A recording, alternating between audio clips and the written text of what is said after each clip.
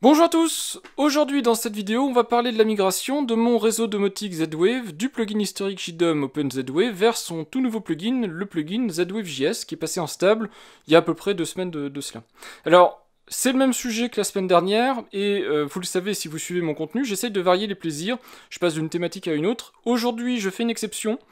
On va parler beaucoup de domotique de toute façon dans les semaines qui arrivent, dans les mois qui arrivent, mais je fais une exception sur le sujet parce que la migration de mon réseau Z-Wave, c'est un élément critique chez moi en ce moment.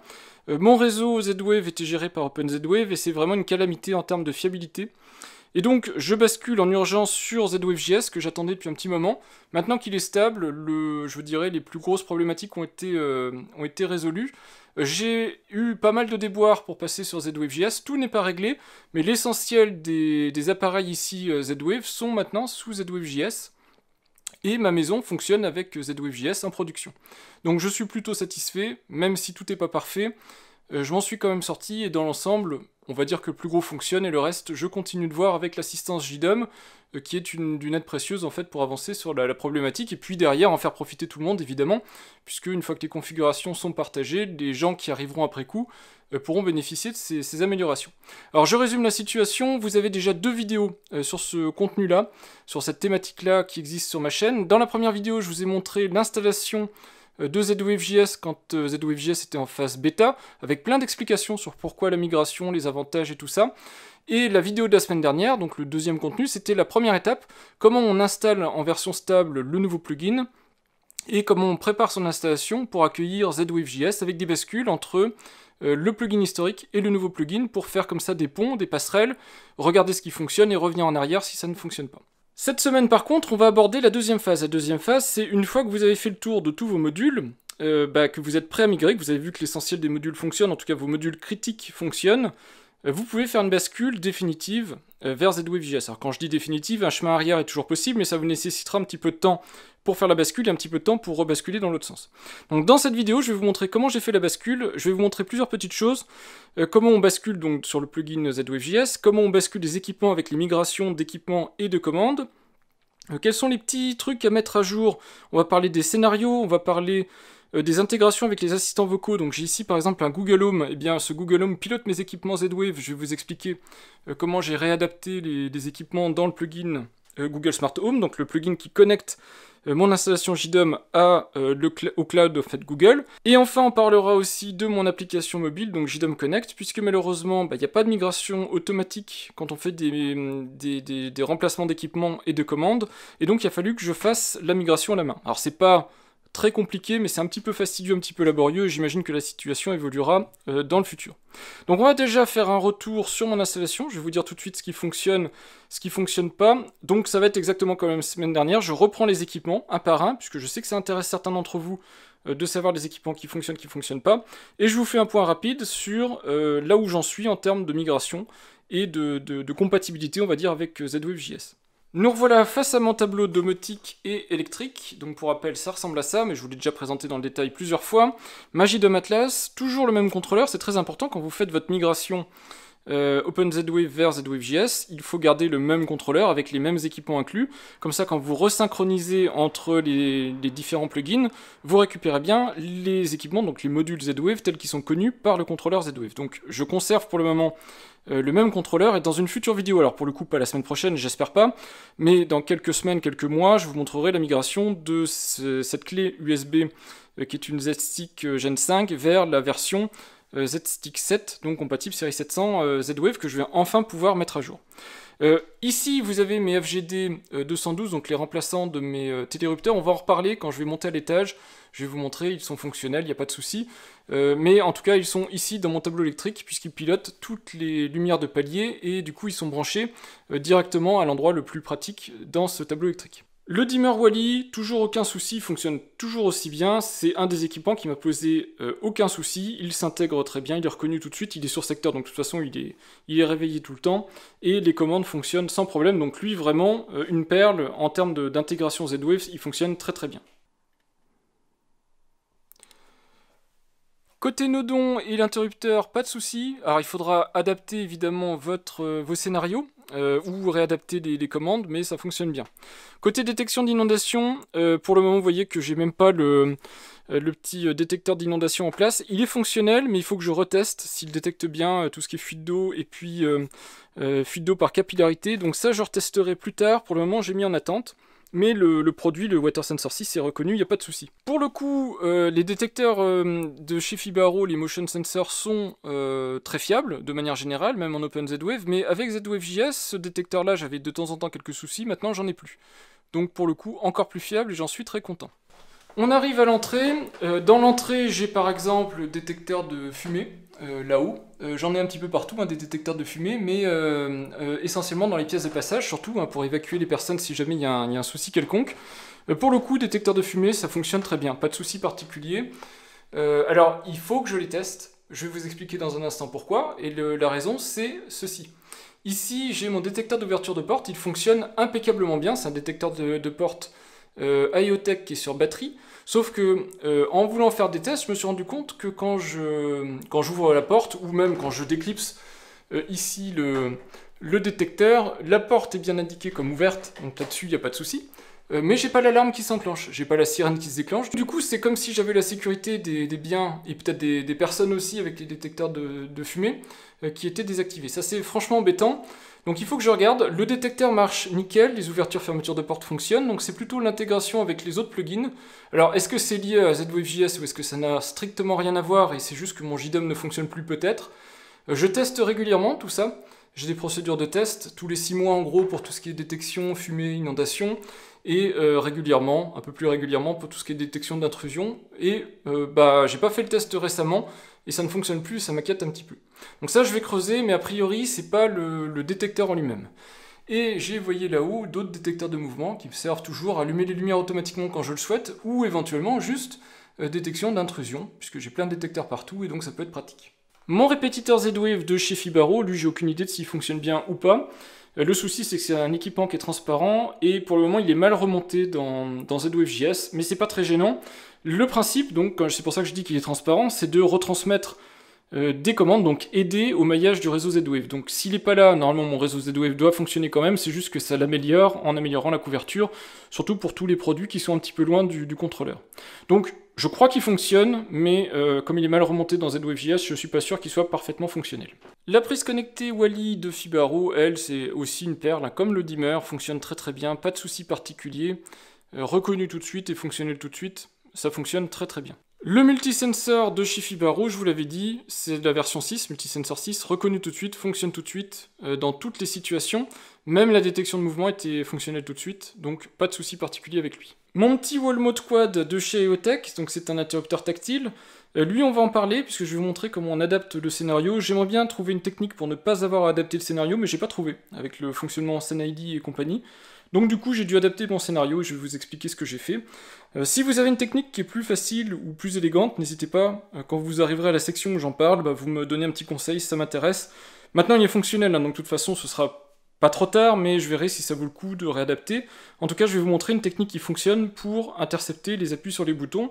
Et lui il est fonctionnel, je vais changer sa batterie, donc maintenant il est reparti tout neuf en fait, puisque la batterie est toute neuve. On en arrive à mes lumières de palier, donc ici vous avez des boutons poussoirs, les boutons poussoirs pilotent des lampes classiques à ampoule, mais derrière ce sont les FGD 212 qui sont derrière, et les FGD 212 fonctionnent, donc c'est le support, l'assistance en fait JDOM qui m'a corrigé mes configurations. A priori, donc c'est une question de firmware, en fonction de la version du firmware, il y a des commandes qui fonctionnent ou d'autres qui ne fonctionnent pas, sur ce module-là en particulier. Donc normalement ça devrait être poussé en production. En tout cas moi je sais maintenant comment vérifier quelles sont les commandes exactement, avec comment les adapter dans des commandes JDOM. Donc a priori je m'en sortirai, même si les configurations sont réajustées de manière non compatible avec mon installation, je peux reconfigurer tout ça. Et c'est surtout l'intérêt de cette installation ZWave-JS, c'est que vous avez la main sur tout en fait. Une fois que vous avez le module qui est intégré et reconnu au niveau de ZWave-JS, même si la configuration JDOM n'existe pas ou est partiellement compatible, vous pouvez la finaliser vous-même de votre côté sans dépendre de JDOM. D'ailleurs, j'ai l'extinction automatique qui a été provoquée, je vais rallumer. Donc au final, c'est ce qui m'intéresse aussi, vous voyez, c'est ce côté indépendant et cette possibilité d'avoir des modules récents sans dépendre du temps libre en fait, des développeurs JDOM pour mettre à jour les modules. Voilà, donc c'est assez intéressant, et du coup ça rend autonome sur ce type de situation, quand on le peut évidemment, si on comprend bien ce qu'on fait, on peut s'en sortir tout seul. TreeSensor d'IoTech, je vous avais dit la détection de mouvement ne fonctionnait pas, c'est résolu. À la fois, je l'ai résolu temporairement, manuellement sur mon installation, c'était une configuration incompatible, et en plus maintenant vous avez une nouvelle configuration pour le TreeSensor qui utilise les commandes classes modernes de cet équipement-là, donc vous pouvez même bénéficier d'une configuration encore plus évoluée que ce que vous aviez avant. Si vous aviez déjà un TreeSensor, vous pouvez régénérer vos commandes. Attention, si vous régénérez vos commandes, de ne pas perdre les historiques et les configurations que vous avez dessus. Le module IoTech ARC, détection d'humidité et température fonctionne parfaitement, j'ai pas eu de soucis avec, il s'est intégré tout de suite et il était opérant. Le seul truc c'est qu'il est sur batterie, donc il faut le réveiller, mais sinon une fois qu'il est réveillé, il communique.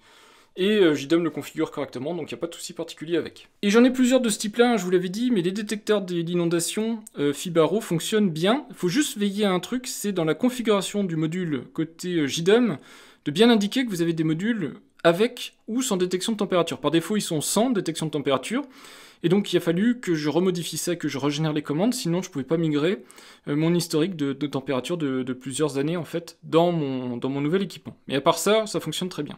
La sirène IoTech Gen 5, alors c'est la sirène ZW080, je crois, son petit nom technique, DSD31, son identifiant technique. Elle est fonctionnelle, en on-off uniquement, donc je ne peux pas changer les sons qu'elle produit, mais au moins je peux l'allumer et l'éteindre. C'était le dernier équipement qui me posait problème, et pour ça, ça a été un petit peu compliqué. J'ai pas eu d'autre solution que de l'exclure et de la réinclure, en gardant l'équipement d'origine dans JDOM et en faisant des transferts de commandes, pour préserver tous mes scénarios et tout ça. Heureusement, j'ai tout centralisé dans des scénarios, donc ça m'est relativement facile de faire ce genre d'opération. Et du coup, comme la sirène était fonctionnelle, j'ai pu me lancer dans la migration définitive vers ZWave.js. C'est un élément critique, hein, la sirène, c'est elle qui va vous réveiller par exemple la nuit, alors même si les détecteurs par exemple de fumée sont autonomes, donc ils ont leur propre sonnerie. Et si par exemple le feu démarre au sous-sol, vous n'allez pas entendre ça tout de suite. Donc avec une sirène, c'est quand même un élément important. Et de la même manière, pour décourager un intrus, puisque quelqu'un qui voudrait rentrer chez vous pourra toujours le faire, hein, quoi qu'il arrive, mais si vous avez plusieurs sirènes qui se mettent à retentir, que la personne arrache la sirène de la prise électrique et qu'elle continue à retentir à 110 décibels, bon, peut-être que ça le découragera d'aller un peu plus loin, ou en tout cas il verra qu'il a été identifié, que les caméras l'ont filmé, et que la sirène indique que vous avez bien détecté son intrusion. Donc en tout cas elle est opérationnelle, et j'ai pu aller un petit peu plus loin dans ma migration. Le Multisensor 7, pareil que le TreeSensor, il ne fonctionnait pas sur la détection de mouvement. Correction manuelle que j'ai appliquée sur mon installation, sur la commande Motion, qui du coup l'a rendu fonctionnel. Par contre lui ne bénéficie pas d'une nouvelle configuration comme le TreeSensor, mais il a les mêmes capacités. Donc je vais voir avec le support pour améliorer tout ça, voir si c'est possible d'avoir une configuration un peu plus évoluée, un peu plus adéquate par rapport à ce type de module.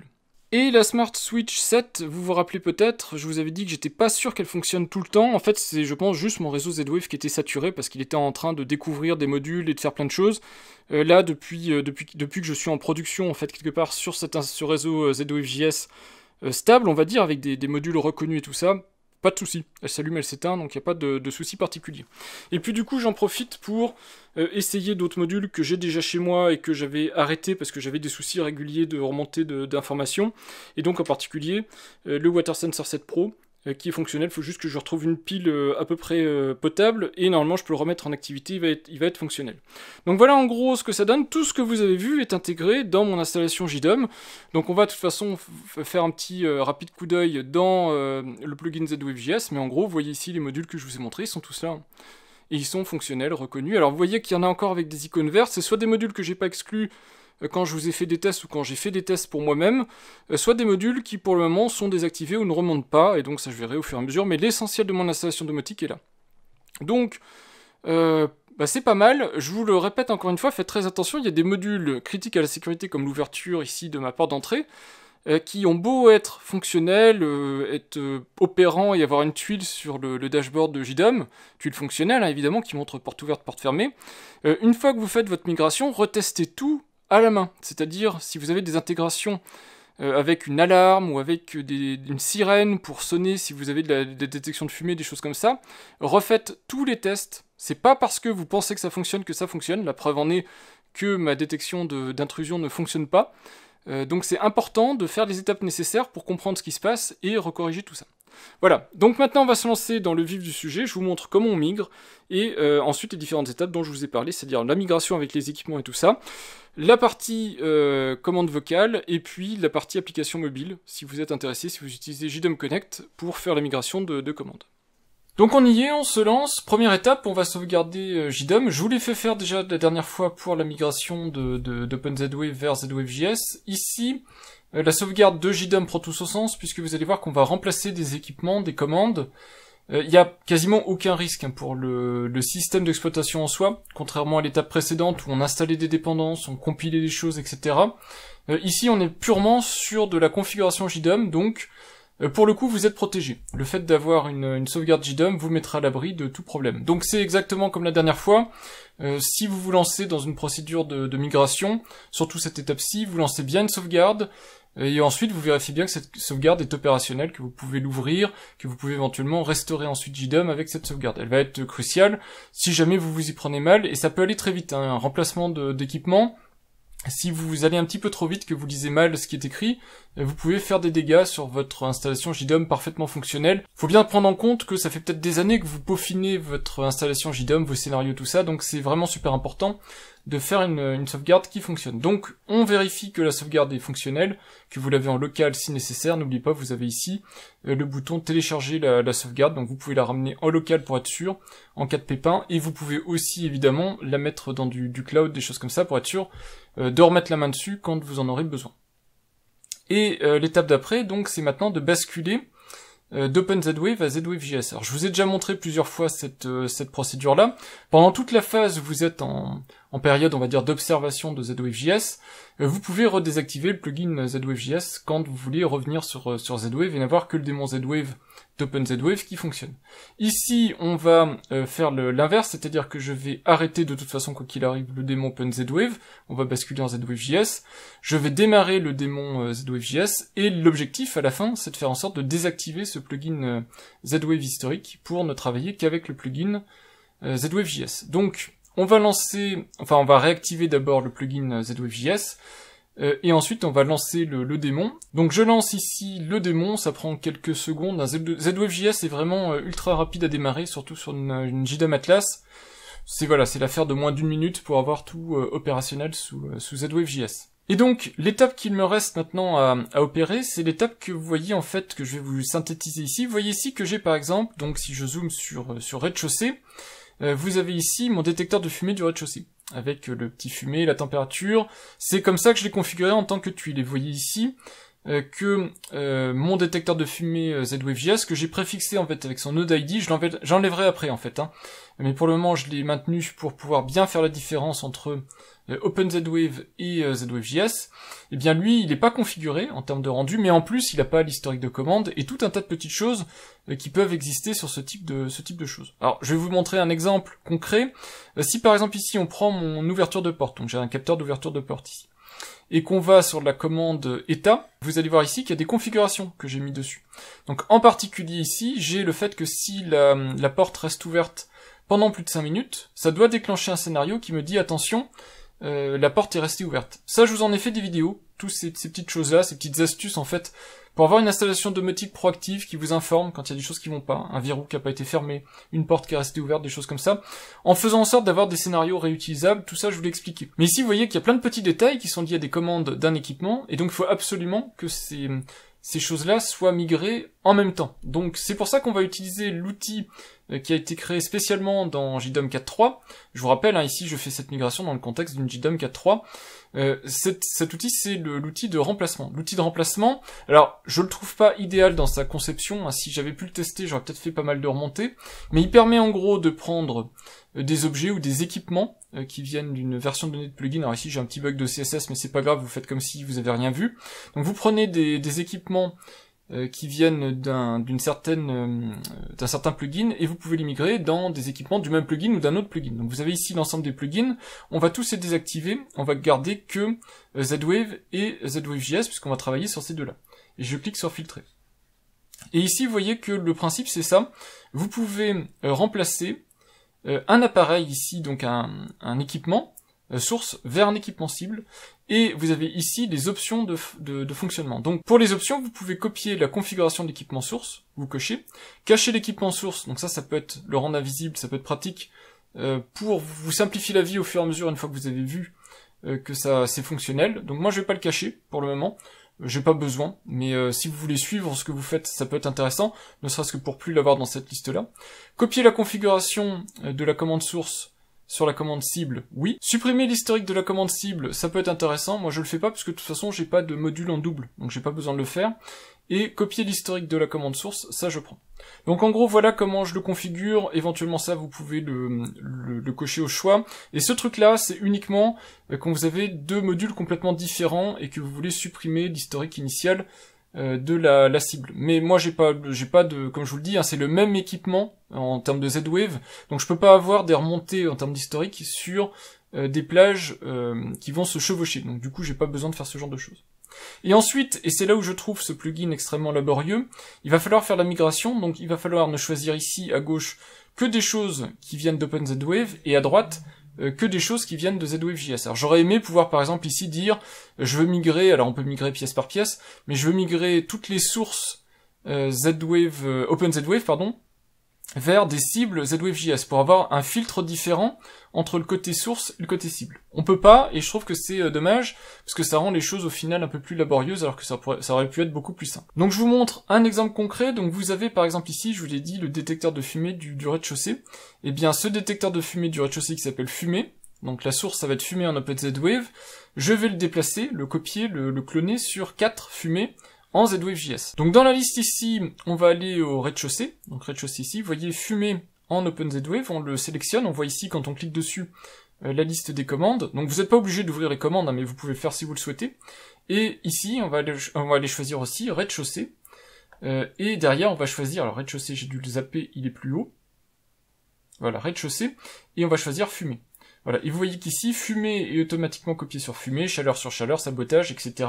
Et alerte test n'a pas d'équivalent en ZWave.js, donc n'a pas de cible. Donc vous voyez, ça se fait comme ça, et alors vous pouvez le faire un par un, donc on va le faire ici juste pour vous montrer que ça fonctionne, et je vous conseille d'ailleurs de faire ce premier test, juste pour vérifier que c'est ok, et ensuite, si vous trouvez que c'est ok, vous pouvez le généraliser à toute votre installation. Mais faites-le étape par étape, vous pouvez le faire par exemple pièce par pièce, si c'est plus simple pour vous, ça vous permettra peut-être de bien suivre comment ça se passe. Donc on y va, donc on vérifie une dernière fois, rez-de-chaussée fumée vers rez-de-chaussée, fumée, c'est bien la version ZWave.js, donc je peux y aller. Je fais remplacer, attention, c'est un outil qui est dangereux, on vous le rappelle ici, donc je fais OK. Voilà, et c'est fait, donc on voit un équipement qui a été remplacé, 5 commandes qui ont été remplacées. Donc quand je retourne dans mon dashboard, alors j'aurais pu le faire avec l'autre dashboard, mais c'est pas grave, rez-de-chaussée ici, on le voit, il est passé ici, donc on a bien fumée ici et 4 fumées, et on voit juste, il y a juste un petit détail à corriger, c'est que ici en fait, test fumée n'ayant pas d'équivalent, il va falloir que je cache la commande, donc on va ici test fumée, voilà, et je le rends invisible sur dashboard et sur mobile, donc je fais sauvegarder, et normalement ici on doit être bon. Je quitte le mode édition, et si je clique ici, normalement je devrais avoir l'historique, voilà, on voit ici l'historique, comme si cet équipement avait toujours été fonctionnel, donc je vous montre, hein. Si je change ici la date de début, je la mets à, on va dire, septembre, et je fais valider, vous allez voir que j'ai un historique qui existe, alors que cet équipement-là n'était pas opérationnel dans ZWave.js à cette période-là, donc ça montre bien qu'il est fonctionnel. Donc j'ai un équipement, ZWave.js ici, on le voit, qui est détecté en smoke detector, qui a maintenant l'historique qui a été appliqué, et je vais en faire un deuxième juste pour vous montrer que ça fonctionne bien. On va faire la porte, qui est un équipement qui est un petit peu important. Donc entrée porte, que je migre sur 38 portes, et une fois que ces deux cas de figure là seront faits, moi je vais faire en off le reste de mes équipements, tranquillement, et puis je vous reprendrai quand ce sera fini pour vous montrer mon installation opérationnelle sous ZWave.js.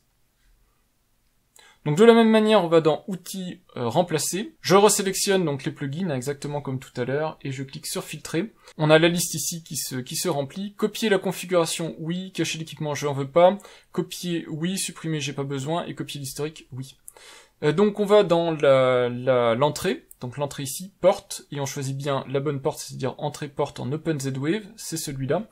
Et sur la ligne correspondante, on choisit entrée porte en ZWave.js, donc le 38. Toujours de la même manière, on peut vérifier qu'on a quelque chose qui correspond. Alors on a ici état qui ne correspond pas, vous voyez qu'ici on a porte, batterie, batterie, statut nœud. Donc ça peut valoir le coup de regarder ce qui se passe. Vous voyez qu'ici, le détecteur d'ouverture de porte ici, s'appelle pas état, s'appelle porte. Et donc, du coup, la migration ne se fait pas en automatique.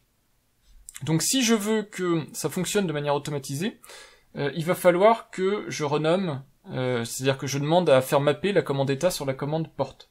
Une fois que c'est fait, on voit qu'ici, il y a les deux qui correspondent. Je peux faire remplacer, alors on vérifie une dernière fois, entrée, porte, c'est bien de l'OpenZWave, on en bascule sur entrée 38 portes, et c'est du ZWave.js. C'est dommage qu'on ne voit pas d'ailleurs que c'est du ZWave.js, ça aurait pu permettre de se rassurer. Donc 38 portes, entrée, c'est bon, je fais remplacer, je fais OK. Un remplacement, 2 commandes, et à nouveau, on peut aller ici dans la partie dashboard et vérifier que la porte est bien remplacée. Et on voit que ça correspond. J'ai maintenant une porte, et cette porte a bien un historique. Et de la même manière, hein, si je remonte dans le temps, hop, on va faire ça, vous allez voir que l'historique existe. Donc il n'y a pas de souci, ces équipements sont fonctionnels et sont là. Il faudra ensuite que je nettoie petit à petit ma partie ZWave historique. Je supprimerai cet équipement-là, et je nettoierai son historique, puisqu'évidemment je vais doubler en termes de taille l'historique, puisque j'ai doublé mes équipements. Donc je vous reprends une fois que j'ai fait mes migrations tranquillement. On verra ensuite comment désactiver la partie OpenZWave. Vous verrez que je vais le faire en 2 temps. Je vais renommer mes équipements, et ensuite je vais renommer les équipements ZWave.js. Et enfin je pourrai désactiver OpenZWave, et je vous montrerai les dernières petites étapes de migration qui seront nécessaires. Pendant votre processus de migration, un truc qui va être super intéressant à suivre, c'est bien de vérifier que partout, quand vous avez ici des modules ou des équipements qui sont remontés, en particulier si c'est ici, comme ici du ZWave pour détecter des ouvertures de portes, des mouvements, des choses comme ça, bien vérifier que tout est toujours remonté, tout est toujours opérationnel. Donc normalement, si vous faites ce que je vous ai montré, c'est-à-dire du remplacement avec la partie remplacée, et que vous utilisez donc le renommage de commandes et d'équipements, tout devrait bien se passer. Donc vous devriez avoir des choses toujours fonctionnelles. Quoi qu'il arrive, vous pouvez toujours suivre l'avancée de tout ça en allant dans la section ici équipement. Et dans la section équipement, surtout vous faites attention à commande orpheline. Vous ne devez jamais avoir de commande orpheline liée à vos équipements ZWave. Si vous en avez, c'est qu'il y a quelque chose qui s'est mal passé, vous arrêtez votre migration et vous essayez de comprendre ce qui s'est mal passé. C'est pour ça que je vous conseille de le faire étape par étape, pièce par pièce, progressivement. Vérifiez bien que vous ne faites pas de boulettes, parce que sinon vous pouvez vite casser des intégrations qui sont censées être fonctionnelles. Je vous reprends à l'issue de ma migration technique. Alors elle est partielle, hein. Je vous l'ai dit dès le départ, ça va se faire en plusieurs étapes. Moi je vous montre dans les grandes lignes comment je m'y prends. Mais il y a quelques modules qui ne veulent pas se réveiller, donc il y a quelques modules que je ne peux pas migrer, mais qui sont pas critiques dans mon installation. De la même manière, il y a des modules qui fonctionnent partiellement, en particulier ma sirène, qui fonctionne en fin, mais juste en on-off. Je peux pas moduler le son qu'elle fait, donc ça va me poser problème, mais pour le moment, j'ai au moins des bases qui me permettent de migrer complètement dans ZWave.js. Donc c'était vraiment l'objectif, hein. Je veux pas rester dans un espèce d'entre-deux, je préfère corriger les derniers soucis qui me restent, que basculer sans cesse d'OpenZWave vers ZWave.js, et ZWave.js est vraiment plus stable et plus intéressant, donc ça vaut vraiment le coup d'investir du temps. Comment je m'y suis pris, je vous résume grossièrement. Donc je me suis mis en écran partagé de cette manière-ci. Du côté gauche ici, je faisais mes remplacements, comme ça en fait, et en même temps, je suis allé, remplacement par remplacement, dans la partie OpenZWave pour renommer les équipements que j'ai pu traiter. Donc tous les équipements que j'ai pu traiter, sur lesquels j'ai fait les remplacements, sur lesquels j'ai pu aussi tester s'ils étaient fonctionnels ou pas pour chaque équipement, dans ce cas-là j'ai pu les renommer, donc je les ai renommés, je les ai préfixés avec le préfixe ici, alors je vous zoome un petit peu pour que vous voyez bien, OZW, l'identifiant du module, et puis son nom historique. Comme ça je sais qu'ils sont migrés, et je les ai aussi rendus invisibles, de manière à ce qu'on les voit plus sur le dashboard, comme ça j'ai pas de souci de rendu. Et du coup il me reste les modules préfixés juste avec l'ID de module, donc par exemple ma sirène c'est 89 et le nom du module, que eux je vais pouvoir renommer en renommage final. Voilà, donc j'ai fait ça pour chaque module. Alors vous voyez qu'il y en a quelques-uns qui ne se sont pas réveillés. Alors mes détecteurs de fumée c'est une horreur, hein, pour les réinterviewer et pour les configurer correctement. Il faut que je m'y reprenne à plusieurs fois, il faut que j'aille directement dans l'interface de ZWave.js, et même dans ce cas de figure-là, Je sais pas pourquoi, mais ils se réveillent pas systématiquement. J'ai vraiment du mal à les faire fonctionner. Donc ceux-là, j'y ai pas touché. J'ai aussi mon wall mode quad et mon module ici Nodon, donc mon interrupteur Nodon. Ça, je vais vous en parler dans un instant. C'est des migrations qu'il faut faire à la main, différemment du reste, parce que la manière dont ils remontent leurs informations ont changé. Il y a d'autres modules aussi qui changent en termes de remontée d'informations. En particulier, vous avez les détecteurs d'inondation de Fibaro. Alors eux, ils sont pas très très différents de l'historique, on va dire, mais si vous allez dans ZWave.js, je vais vous le mettre à droite en comparaison. Donc vous avez par exemple ici le détecteur d'inondation, vous voyez que il a un mode avec ou sans capteur de température. Alors apparemment, on ne peut pas déterminer si ce type de détecteur a un capteur de température intégré ou pas. Et donc du coup, il faut bien faire avec capteur de température et régénérer la commande manquante, donc température, pour pouvoir la voir ici et pour pouvoir faire une migration aussi de la commande température. Le dernier truc, c'est tout ce qui est dimmer, lumière. Je me suis rendu compte, alors on va prendre par exemple ici dimmer, la commande s'appelle intensité, ici, alors que partout dans JDOM, les commandes de lumière où vous pouvez régler la luminosité s'appellent luminosité. Ce qui fait que c'est assez moche, enfin assez moche. Moi je trouve ça moche sur le dashboard parce que j'aime bien la cohérence, et du coup j'ai luminosité pour tout ce qui est Philips Hue, ici par exemple vous avez porte luminosité, et intensité pour tout ce qui est Z-Wave. Bon, je trouve pas ça heureux, je verrai s'il y a un moyen de... Alors je peux renommer les commandes évidemment, mais ça m'oblige à le faire manuellement sur tous mes objets. Je verrai si ça a du sens de remonter ce genre d'incohérence pour que ce soit corrigé un peu plus globalement. Voilà, sinon, dans l'ensemble, on va dire que c'est fonctionnel. Alors, j'ai pas besoin de tout, mais les détecteurs de fumier sont fonctionnels, la sirène fonctionne au moins sur du on-off, et les détecteurs d'ouverture et de mouvement fonctionnent. Donc je considère que cette migration technique est aboutie. J'ai procédé au renommage, donc vous voyez maintenant les produits, enfin les modules, les équipements ZWave.js ne sont plus choquants, sauf quelques-uns. Hein, j'ai fait exprès de me les laisser ici pour y penser, ceux que j'ai pas pu encore traiter. Mais vous voyez que sinon dans l'ensemble ils s'intègrent maintenant avec le reste. Donc vous voyez par exemple inondation et détecteur ici sont des produits ZWave.js, on voit plus la différence avec le reste. Reste maintenant, donc je vous l'ai dit, à mettre à jour la partie intégration Google Smart Home. Donc je laisse évidemment les deux plugins en route, comme ça je vais pouvoir facilement faire la comparaison. Donc je vous montre rapidement, je crois que c'est sur statut ici, si je clique ici sur statut, vous allez voir les équipements que j'exporte. Donc j'ai le plafonnier qui est du Z-Wave, j'ai la lumière de l'étage, et j'ai le dimmer du garage, et le dimmer, ou la lumière en tout cas du rez-de-chaussée. Ça fonctionne pas parce que vous voyez que c'est directement, il n'y a pas de virtuel ou autre, c'est directement les équipements du plugin OpenZWave qu'on exporte. Et donc forcément ça ne marche plus puisque la partie Google Smart Home exporte quelque part les équipements OpenZWave qui ne sont plus branchés puisque le plugin OpenZWave ne fonctionne plus.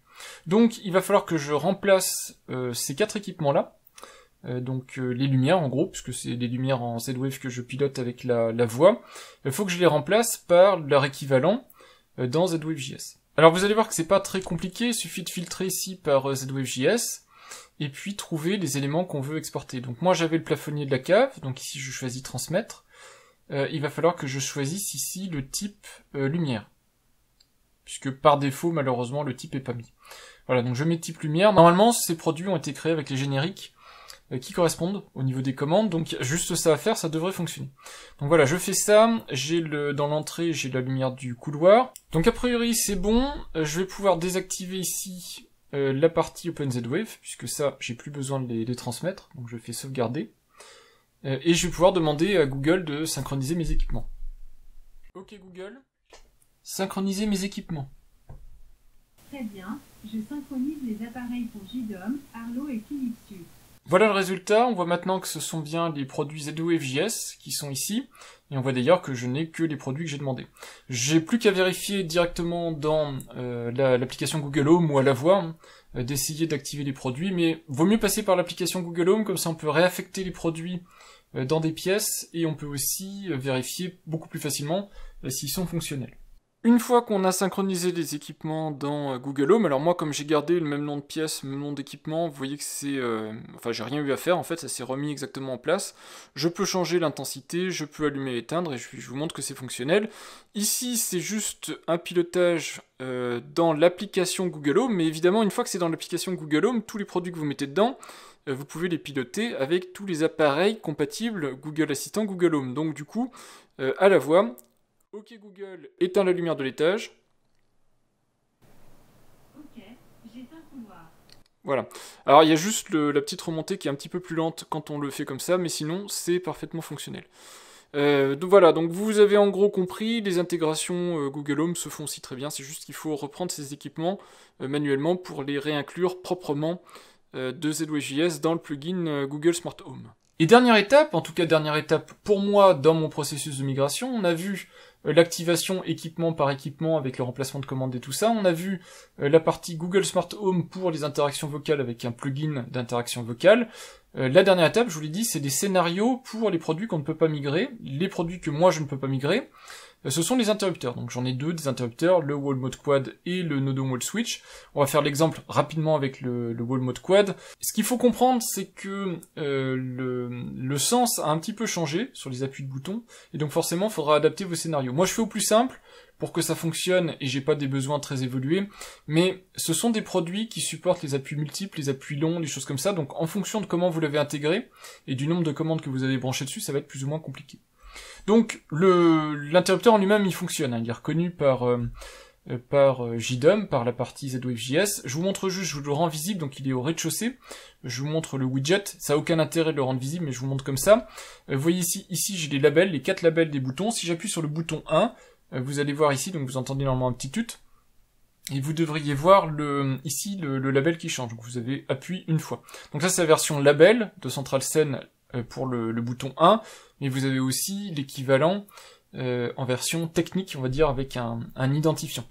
Et pareil, donc si j'appuie sur le bouton en bas à droite, donc le 4, que j'appuie dessus, vous allez voir ici que l'appui sur le bouton 4 va être détecté. Donc tout ça c'est supporté. Si je fais un appui long sur le bouton 1, vous avez ici appui long, tout est parfaitement fonctionnel, il n'y a pas de souci. Ce qui reste, c'est à détecter ces interactions dans les scénarios. Alors dans les scénarios, moi les scénarios en question, je les ai clonés, c'est-à-dire j'avais interrupteur nodon, je l'ai cloné en new interrupteur nodon, pour conserver le fonctionnement historique ici. Ce scénario, je peux maintenant le désactiver, le scénario historique, donc je le garde toujours, hein, c'est des backups pendant un certain temps pour être sûr que ça fonctionne. Je le renomme aussi en nom historique, ça c'est pour bien faire en sorte que mes scénarios soient bien nommés de manière unique, et surtout que le scénario qui a le nom le plus logique, c'est le scénario que j'utilise en ce moment. Donc sur les lumières, vous voyez que j'avais un clone pour interrupteur nodon, donc maintenant je vois bien lequel est désactivé et lequel je vais utiliser. Et de la même manière ici, je désactive mon scénario historique qui fonctionnait avec OpenZWave. Je renomme aussi le scénario, et j'avais fait un clone, je m'étais empressé de faire un clone dès le départ, et donc celui-là ici, je le renomme avec un nom classique. Voilà, comme ça je suis dans un état, on va dire, facile à comprendre. Ce qui est désactivé ici, c'est de l'OpenZWave, et ce qui n'est pas activé, c'est du ZWave.js. Donc je vous montre vite fait comment on modifie les scénarios. Je vous fais une comparaison côte à côte, donc vous avez à gauche l'ancien, à droite le nouveau. Vous voyez que ce qui change par rapport à ici l'ancien, avant on avait une scène unique. Donc on avait une scène et c'était codé dedans l'appui du bouton et le type d'appui du bouton. C'était un appui simple, un appui double, un appui long, etc. Maintenant on a 4 scènes, alors peut-être qu'il est possible de faire autrement, moi je ne sais pas, en tout cas j'ai vu qu'on pouvait faire comme ça. Chaque scène correspond à l'appui d'un des boutons, donc j'ai forcément maintenant 4 événements provoqués, qui sont les appuis sur scène 1, scène 2, scène 3, scène 4, qui sont respectivement en haut à gauche, en haut à droite, en bas à gauche, en bas à droite. Donc c'est la seule chose qui change sur ce panneau-là, le reste est strictement le même. Et dans le scénario, du coup ici, vous voyez qu'avant, ici j'avais juste à détecter quel était le bouton qui était appuyé. Le bouton qui était appuyé, je divisais par 10 la commande qui m'était envoyée, donc par exemple 42, je divisais par 10, ça faisait 4 pour la partie floor, donc la partie entière. 4 c'était le bouton en bas à droite, et donc je déclenchais l'action du bouton en bas à droite. Maintenant c'est un petit peu différent puisque je ne peux plus faire ce fonctionnement par tag. Par contre ici vous voyez que je peux récupérer quel est le bouton qui a été appuyé dans un log, et je peux ensuite dire si j'ai un appui sur CentralScène 1, dans ce cas-là, je peux déclencher quelque chose. Donc là, j'ai tout désactivé ici, puisque je vais retravailler ça par la suite. J'ai juste fait des logs ici pour vous montrer que c'est fonctionnel. Donc si je rentre ici dans les logs et que j'appuie sur en haut à gauche, ici, vous allez voir que mon scénario va se déclencher. Et normalement ici, vous allez voir que ça va me mettre centrale scène 1, appuyé. Je vous montre ce qui se passe, l'envers du décor, sur un appui, donc concentrez-vous juste sur centrale scène 1, celui-là, et le label de centrale scène 1 qui est ici, donc 6299 et 6300. Malheureusement, ils se suivent pas, je peux pas les retrier, mais regardez bien ça. Donc par défaut, vous avez l'état 0, et par défaut, ici, vous avez le label appuie une fois. Si j'appuie une fois, vous allez voir ici, l'état va changer, va passer à 90, et vous avez ici Central Scene Label qui passe en Not Applicable suivi de appuie une fois. Et ensuite, vous avez bien ici Central Scene qui revient à 0 au bout de quelques secondes. Donc ça, c'est un appui simple. Si je fais un appui long, ici, vous allez voir, ça passe à 2, ici. Et là, vous avez appui long qui s'affiche. Et normalement, vous devriez avoir aussi Central Scene qui repasse à un moment donné à 0. Voilà, c'est pas le cas, mais c'est pas grave. Donc vous avez compris le principe. Le principe pour moi, c'est de détecter un appui. On verra plus tard pour les appuis longs et tout ça. Donc je veux juste détecter un changement, un passage de 0 à 90 en termes d'état. C'est tout ce qui m'intéresse. Donc je vous montre le scénario. Donc vous voyez, suite au scénario ici, si je vais regarder dans les logs, j'affiche à chaque fois le scène tout court, donc la valeur de scène, donc ici central scène 1, 2, 3, 4, et le label associé. Donc si on regarde ici, vous voyez qu'à chaque fois que j'appuie, on a le passage, le changement en fait de label et le passage de 90 à 0 ou de 0 à 90. Et c'est ça qui va permettre de savoir si un bouton est appuyé ou pas. Voilà. Et donc, en fonction de ça, c'est là où je pourrais prendre ma décision. Est-ce qu'en fait j'ai appuyé sur le bouton 1, le bouton 2, le bouton 3 ou le bouton 4? Et en fonction de ce changement-là, je peux prendre des décisions. Donc si je nettoie mes logs ici et que j'appuie sur le bouton en bas à gauche, donc une fois, on devrait voir ici un log qui apparaît. Donc vous voyez ici l'appui sur, donc ce qui change, il faut bien regarder si ici il y a un appui 0, appuie une fois, puis 90 not applicable, puis 90 appuie une fois. N'oubliez pas également que vous pouvez récupérer le trigger de l'événement. Donc si vous pouvez faire très bien un scénario qui a un seul trigger, donc dans ce cas-là vous faites 4 scénarios, un par bouton par exemple si vous voulez avoir des choses très diverses. Si vous voulez tout gérer dans un seul scénario, vous pouvez aussi récupérer trigger, qui est le déclencheur du scénario, donc ça va être une de ces commandes-là. Donc en fait, si je change un petit peu ce que j'ai modifié, et qu'ici j'appuie sur, disons, en haut à droite, ici normalement vous allez voir qu'on va avoir le trigger aussi qui apparaît. Donc vous voyez qu'ici on peut détecter facilement si le trigger c'est scène 2, scène 3, scène 4. Donc là je vais appuyer sur en bas à gauche pour vous montrer. Vous voyez que je peux détecter scène 3. Et donc très facilement, je peux détecter si c'est bien le bouton en bas à gauche, donc le bouton 3, et je peux détecter aussi si c'est un appui une fois ou autre chose. Et du coup, je pourrais détecter est-ce que je suis bien dans la situation où j'appuie une fois pour le bouton 3. Donc en gros, voilà, c'est tout ce qu'il faut changer ici. C'est juste dire, est-ce que le trigger, c'est Central Scene 1, 2, 3 ou 4, et si vous le souhaitez, quelle est la valeur du trigger, donc trigger value, est-ce que c'est 90 par exemple, si vous voulez gérer 90, ou est-ce que le label, Central Scene Label, c'est égal à la chaîne appuie une fois. Je vous montre ce que ça donne d'abord dans les logs, et puis ensuite je vous montrerai avec une petite capture filmée. J'appuie en haut à gauche, ça allume la lumière de l'étage, donc c'est assez simple. J'appuie une fois, ça allume, j'appuie une fois, ça éteint. Donc j'appuie une fois, vous allez voir ici l'exécution. Donc je vous ai laissé les logs pour être sûr que vous voyez bien en quoi ça consiste. Donc en gros, les blocs vont être joués, et puis on vérifie à chaque fois si le trigger c'est bien le bouton en haut à gauche, et que c'est bien appuyé une fois. Donc c'est vrai qu'une seule fois, hein, dans toute cette séquence d'exécution, et donc dans ce cas-là, on exécute 2 blocs. Dans les 2 autres cas, en fait, il va rien se passer.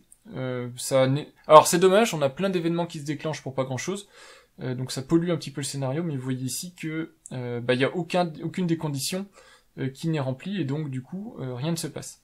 Et si je vide les logs et que j'appuie à nouveau sur mon bouton, une fois, là vous allez voir, alors la lumière s'éteint, vous le voyez pas mais je vais vous montrer un petit peu après, vous voyez qu'on a bien à nouveau une détection qui se fait, et là vous avez 2 autres actions qui sont déclenchées.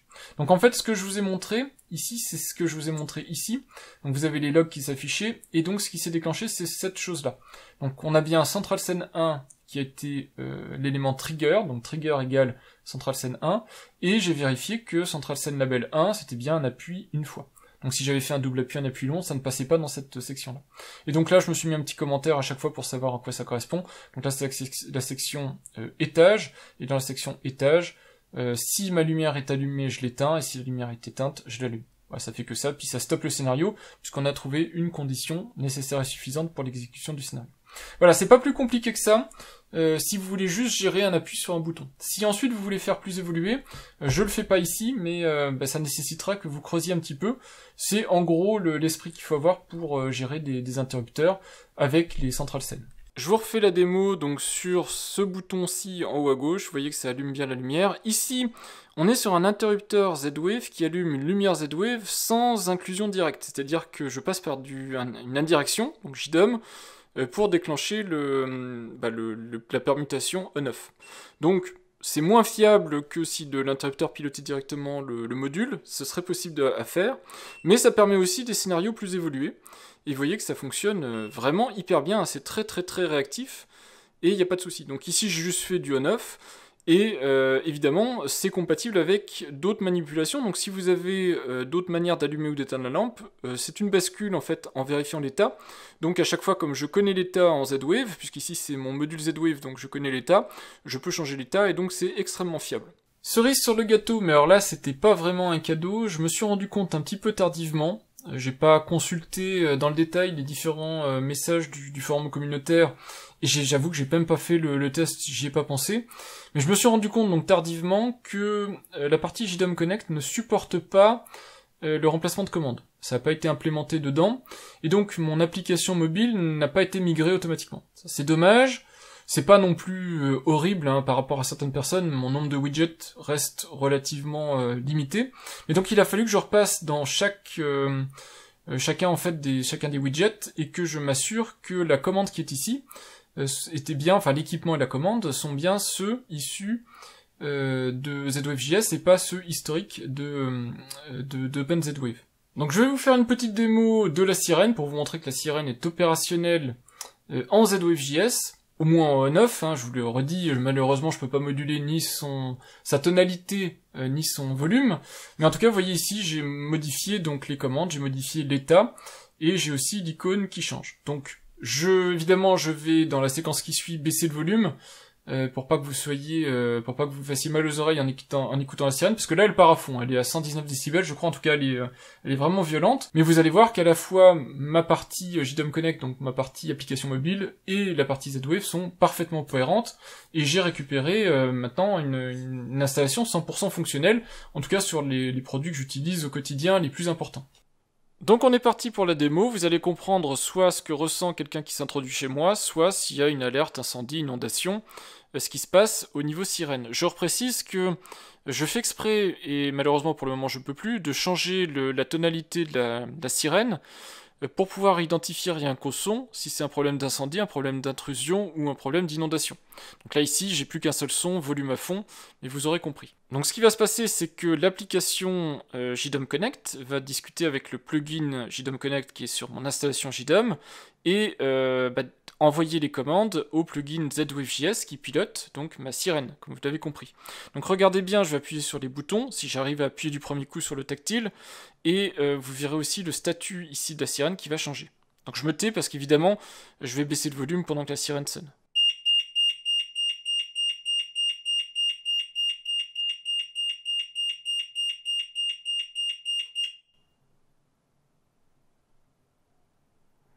Voilà, donc c'est opérationnel, j'ai la sirène qui est fonctionnelle, et vous voyez que la partie JDOM Connect, tout est en fait rebranché, détection de mouvement et tout ça, donc voilà, j'ai une installation qui est redevenue opérationnelle à la fois sur JDOM, mais aussi sur les périphériques de JDOM, dont l'application mobile que j'utilise intensivement, c'est une application qui me permet pour rappel de piloter toute ma maison, l'alarme, les ouvrants, verrou connecté, vérifier l'état des ouvrants, piloter les volets, le chauffage.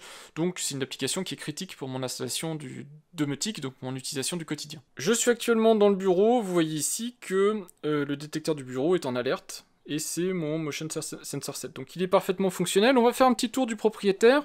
Vous allez voir le détecteur de l'étage qui va basculer sur On quand je vais tourner l'angle ici.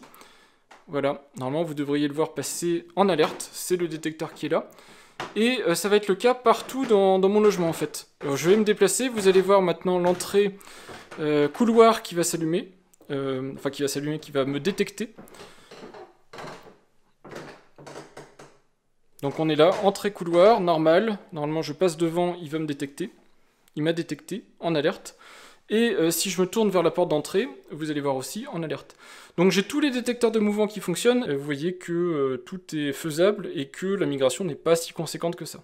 Voilà ce qui conclut ma migration ZWave.js. On reverra le sujet ZWave.js avec la migration de contrôleur, donc comment je remplace ma clé USB contrôleur.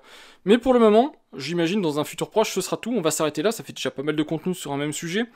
J'imagine que vous avez vu l'essentiel de ce que je pouvais vous partager sur les migrations.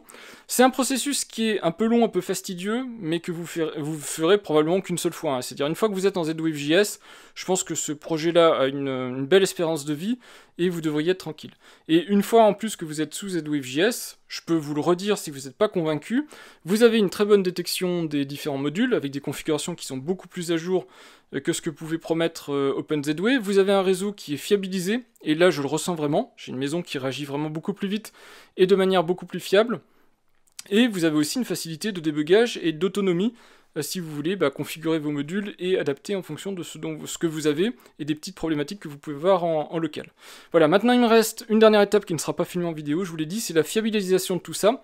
Donc vérifier que tous les modules sont parfaitement opérants, que toutes mes remontées, en particulier ce qui m'intéresse beaucoup c'est tout ce qui est sécurité, donc fumée, détection d'inondation, ouvrant, tout est remonté correctement dans JDOM et tout est opérationnel dans JDOM. Vous avez vu, c'est pas complètement le cas. Et enfin, je terminerai, je vous l'ai dit, avec quelques petits modules que je vais ajouter, que j'avais et que j'ai dû désactiver pour le moment. Donc voilà, ça complétera ici le panel de modules qui s'affichera sur mon tableau de bord. Voilà, j'espère que le contenu vous aura intéressé. Si vous vous lancez dans la migration, si vous vous êtes lancé dans la migration, j'espère que vous avez eu le courage d'aller jusqu'au bout, parce que honnêtement, ça vaut le coup. C'est un investissement, c'est une dépense de temps, mais en tout cas, à la fin, on s'y retrouve parce qu'on a vraiment un réseau Z-Wave largement au-delà de ce que pouvait promettre OpenZWave. Voilà, merci d'avoir regardé cette vidéo, et puis je vous dis à bientôt pour de prochaines vidéos. Au revoir!